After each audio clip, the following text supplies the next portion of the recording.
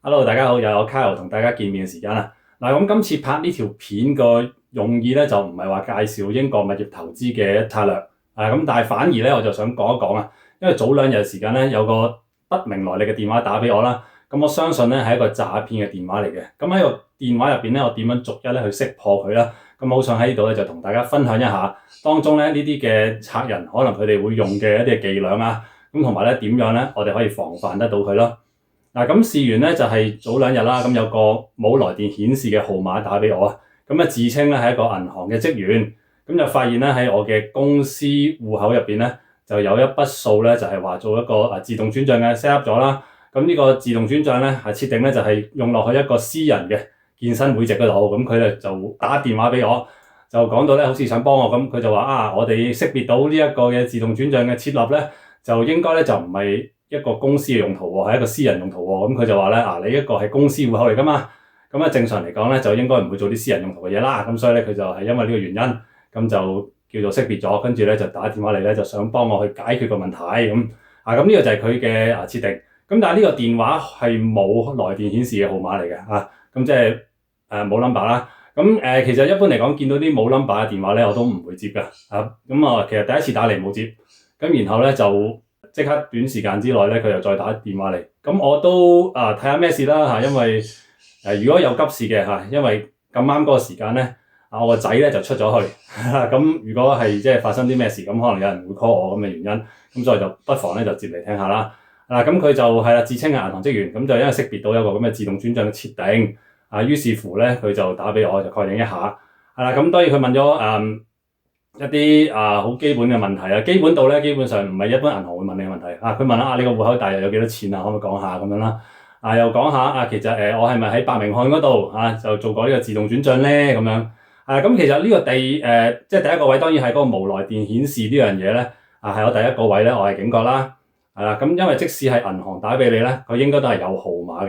嘅，另一方面咧，其實銀行咧係從來唔會打電話俾我嘅，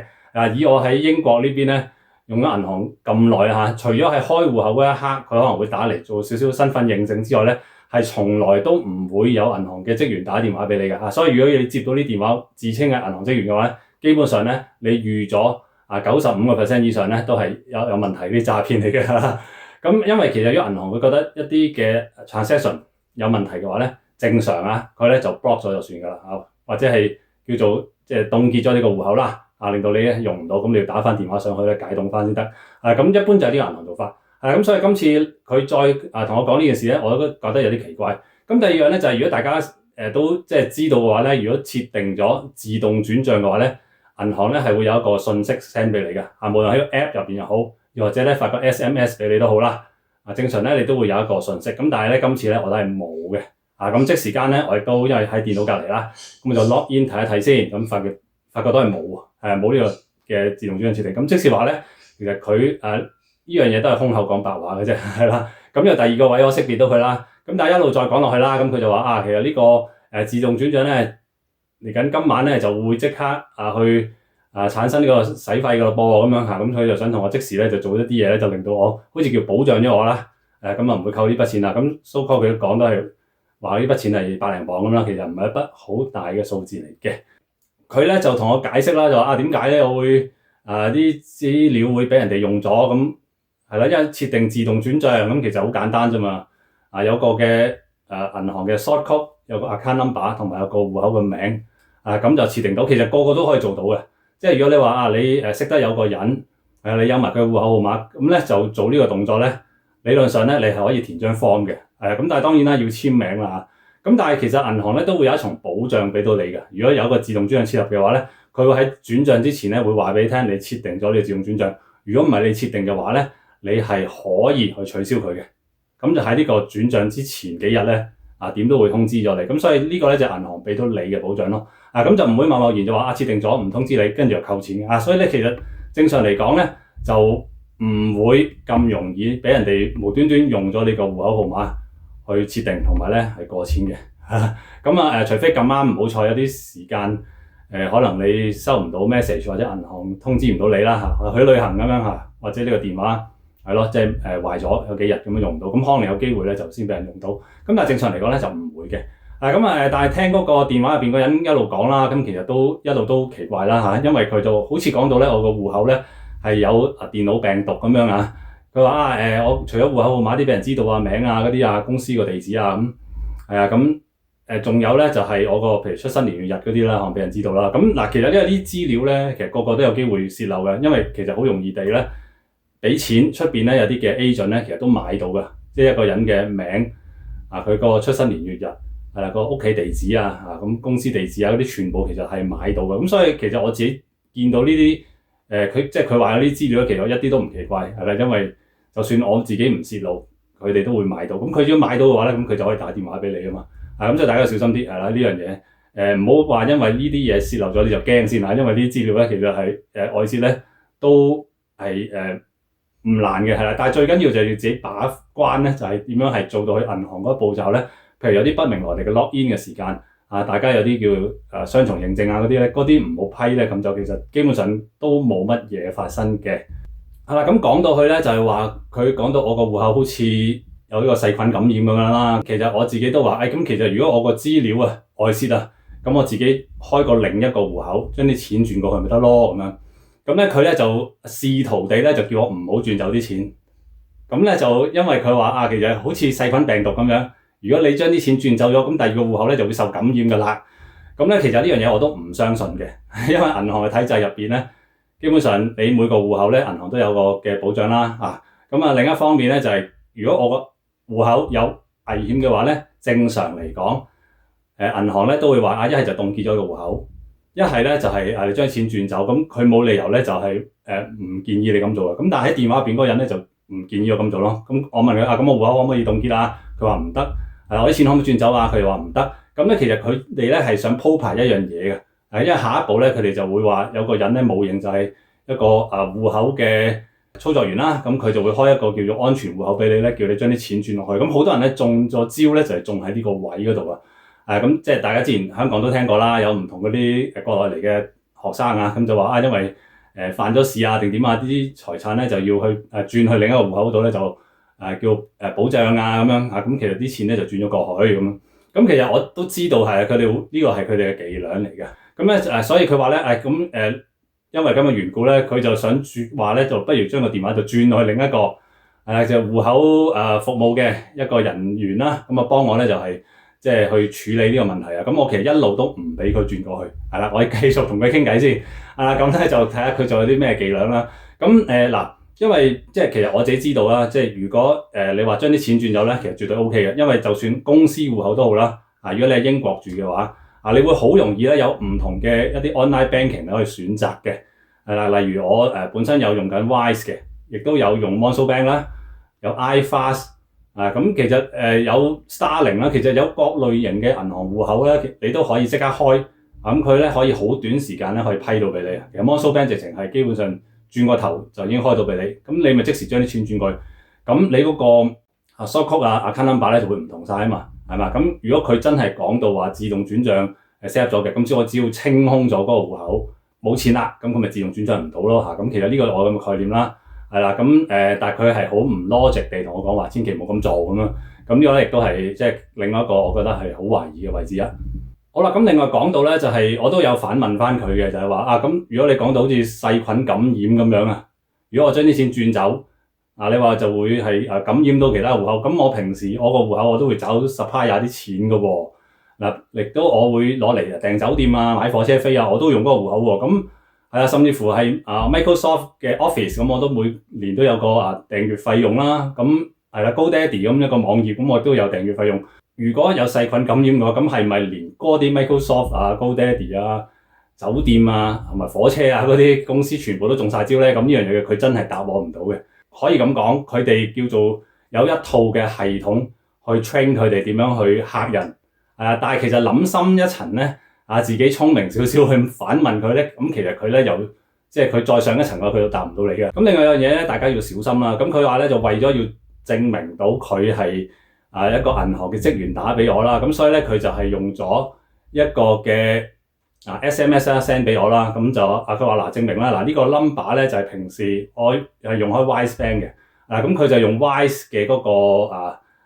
SMS 啦 send 俾我啦，咁我即時咧就見到佢嗰個 SMS send 過嚟咧，的而且確咧係同 Wise 嗰個平時我收開嗰個 one time password 嗰個發送者啦，咁但係即係本身 Wise 嗰個嘅SMS 嘅發送咧係冇號碼嘅，冇電話號碼，係一個 Wise 嘅字。咁佢用翻嗰個嚟 send 俾我哋咧，大家可能好多時候咧都覺得，咦咁都係喎，平時都收開㗎啦嗰個Wise 嘅 SMS 嗰個發放人啊咁樣。咁但係其實實際上嚟講咧，呢樣嘢咧喺操作上邊咧，我知道咧佢係可以做到嘅，因為佢只要咧用翻一個發送者個名稱啦，佢自己叫翻自己做 Wise 嘅話咧，基本上咧佢就可以攝咗落去個 Wise 嘅嗰個發送人嗰度咧，就 send 俾我啦咁樣。咁其實佢唔單止係 Wise 啊，咁其他銀行都得㗎嚇，即係如果你話我用緊其他銀行戶口嘅譬如匯豐又好，咩銀行都好啦 NatWest 咩度啦，咁其實佢乜嘢銀行佢都可以冒認得到㗎，因為其實佢係用一個名。只要咧係發送時間咧，佢設定咗係一樣嘅話咧，咁佢就會攝咗落去嗰個 SMS 嘅發送者度，會成為同一個嘅發送者啦 send 俾你啦。咁千祈唔好以為咧嗰個真係銀行 send 過嚟啦。咁呢個咧係都係一個位咧，我本身都知道。咁另外咧就係佢話啦咁，因為佢 send 咗個 SMS 嚟咧，就話有個叫驗證碼啦嚇。個驗證碼咧就唔係話我平時嗰啲申請驗證碼讀翻俾佢聽嗰啲咧嚇。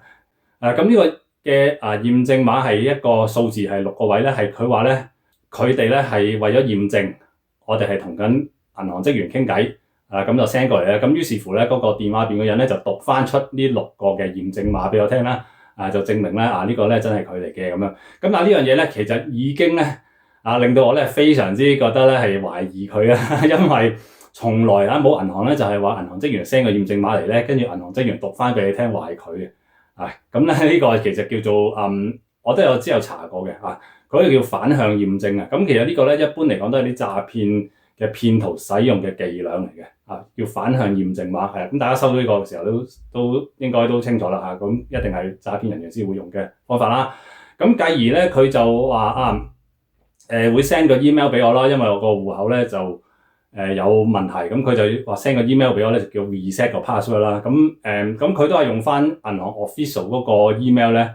send 出嚟。咁呢樣嘢同樣咧，亦都有機會咧係假嘅。因為銀行咧從來咧唔會主動咧就 request 一個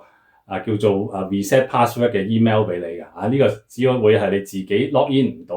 嗰個戶口時間咧，你先至去向銀行嗰個網站申請嘅咁唔會佢 send 過嚟嘅。咁當然可能佢就嘗試去 login 我嗰個戶口啦，咁 login 好多次失敗之後咧，我戶口就鎖咗，跟住咧佢就係申請個 reset password， 就想叫我咧就係重新就可以設定翻個 password 啦，跟住 login 入去啦，繼而咧佢就會轉過去另一個叫戶口服務嘅同事咧，就係揾個叫安全戶口叫我過啲錢落去啦。咁呢成個故仔我應該知道係會咁樣落去，咁但係一路咧我都冇俾佢轉過去嗰個戶口服務嘅同事嗰度啦，係啦，我話其實基本上呢樣都冇作用冇需要啊，有需要我自己將啲錢轉走咪得咯，開過一個新嘅公司戶口轉錢落有幾難咧，係咪？又唔使錢嘅。咁同埋有樣嘢咧俾我都識破佢啦，咁就係因為佢用咗一個email send 過嚟啦嚇，咁的而且確我係用嗰個 email 咧係我公司嘅 email 嚟嘅，我有開一個 Wise 嘅戶口。但係嗰個戶口我從來冇用嘅，咁嗰個咧佢就用咗嗰個 email send 俾我，係啦。咁但係實際上我公司咧係用咗另一個嘅 email 嚟開Wise 嗰個戶口嘅 login 嘅，咁所以其實佢呢樣嘢都 send 錯。咁一 send 完呢樣嘢過嚟之後咧，我都知道佢錯咧，我就話你搞錯晒喎咁啊。於是乎佢又好快咧嗱嗱聲咧就佢話我一路傾咁耐都唔信佢啊，咁佢就收咗錢啦咁樣。咁的而且確過咗嗰一晚之後咧，當然就冇一個自動轉帳嗰筆過數出現啦嚇，咁基本上我都可以肯定咧，佢就係一個騙徒嚟㗎嚇。咁但係當然啦，佢就係冇來電顯示嘅緣故咧，咁追查唔到㗎啦嚇。基本上我亦都叫做自己知道啦，佢哋有啲咩伎倆啦。咁其實只要細心少少咧，都唔難識破嘅。咁另一樣嘢就係咧其實可能大家聽到啲電話咧打嚟咧你可能都會留意一下係啦。咁因為今次打嚟即係我住喺英國啊嘛，咁佢打嚟嗰個人咧就係一個講純正英文嘅人啦嚇。咁大家知啦，其實平時喺銀行你打開啲 customer service 或者人哋啲 back office 嘅話咧，咁基本上都唔會係一個講純正英文嘅人咧同你去傾偈嚇，多數都會係一啲咧可能印度口音為主啦，或者巴基斯坦口音為主啦嘅人士啦嚇。咁以佢哋多數就會做 CS 嘅嚇。咁你話無啦啦有一個人打嚟係講純正英文嘅話咧，基本上咧你都可以叫佢講唔使打俾你啦，收得線㗎啦，基本上都唔會有咁嘅事情發生嘅嚇。或者你叫佢咁，如果你真係銀行嘅話咧，你揾個有電話號碼來電顯示嘅打俾我啦，你一定要咁樣講係啦，咁咧就先有避免到嗰個問題，或者你可以追查翻佢。如果呢個係騙徒嘅咁因為英國電話都實名登記啦咁如果係啦，咁佢真係用一個有號碼打俾你，基本上咧你可以最後咧可以報警咧追翻轉頭追翻佢。咁如果佢永遠都唔肯用一個有來電顯示嘅電話打俾你咧，基本上咧亦都係一個騙徒嘅行為嚟嘅。係啦，咁今次嗰個經驗啦咁都幾得意啦咁同佢傾咗一輪啦，咁亦都知道佢哋有啲咩技能啦。咁我唔排除咧，如果有啲嘅人士可能佢哋對於銀行嘅操作或者嗰個網頁操作咧唔係咁熟悉嘅話咧，可能會俾佢嚇親或者你咁但係一般嚟講啲騙徒咧都會係講到係好想幫你好急今晚一定要處理咗佢咁樣。咁記住咧就唔好同佢哋急。有啲乜嘢咧同屋企人商量咗先。係啦，甚或乎咧你係可以將啲錢轉走嘅話咧，咁你咪轉走佢咯咁基本上都唔會有任何嘅傷害㗎，因為其實銀行選擇非常之多無論你個人又好，公司又好只要你開一個新嘅戶口，你將啲錢轉走咧咁其實都好安全嘅，好多嘢都咁記住唔好俾騙徒騙取咗你寶貴辛苦賺嚟嘅金錢啦。希望呢條片咧就叫簡簡單單同大家分享呢個經驗同埋啲騙徒伎倆如果大家都有類似嘅經驗你都想分享又或者有啲嘅問題想知多啲嘅話咧，不妨留言俾我。我希望可以喺即係大家想知道更加多情況底下咧，我盡量可以答到你咧，我都會答你嘅。希望大家咧就可以唔好俾啲騙徒呃到錢啦，保障到自己財產，一齊咧達到財務自由嘅。今集分享到呢度啦，下一條片我哋再同大家見面啦，拜拜。